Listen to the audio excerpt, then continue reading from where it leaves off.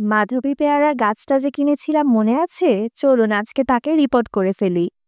যে কোনো ফল গাছ বাসায় আনার পর এটাকে প্রথমে একটি ছায়াযুক্ত এবং আলো বাতাস আসে এরকম জায়গায় রেখে দিন। এতে করে গাছটি আপনার পরিবেশের সাথে ভালোভাবে মানিয়ে নিবে এবং পাতা ঝরা থেকে আপনি রক্ষা পেয়ে যাবেন। গাছটাকে এভাবে আমি 3 থেকে 4 দিন রেখেছি বারান্দার একটা সাইডে। আজকে এটাকে এই 12 ইঞ্চির মাটির টবটাতে সেট করে ফেলছি। এর জন্য প্রথমে গাছটাকে খুব সাবধানে প্যাকেট থেকে বের করে মাটি সহই একদম বসিয়ে দিয়েছি পটটার ভেতরে। এরপর যেটা দিলাম সেটা ছিল গোবর সার। এখন দিয়ে দিচ্ছি ভালো মানের গার্ডেন সয়েল। মাটি তৈরির সময় আমি কি কি ব্যবহার করি এটা আপনারা আমার অনেক ভিডিওতেই দেখেছেন, তাই আমি এখানে আর এটা বলে লেন্দি করলাম না। গাছটি কেনার সময় জিজ্ঞেস করে নিয়েছিলাম কোন সারটি দিলে সবচেয়ে ভালো গ্রোথ হবে।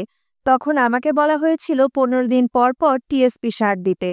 তবে আমি যেহেতু এখানে গোবর সার ব্যবহার করেছি, তাই আমি 1 মাস অবধি এতে কোনো সার দিব না। কারণ গাছটি এখানে আসার পর নতুন রুট দিয়ে মানিয়ে নেওয়ার আগ অবধি সার দিলে গাছটি শকে চলে যেতে পারে।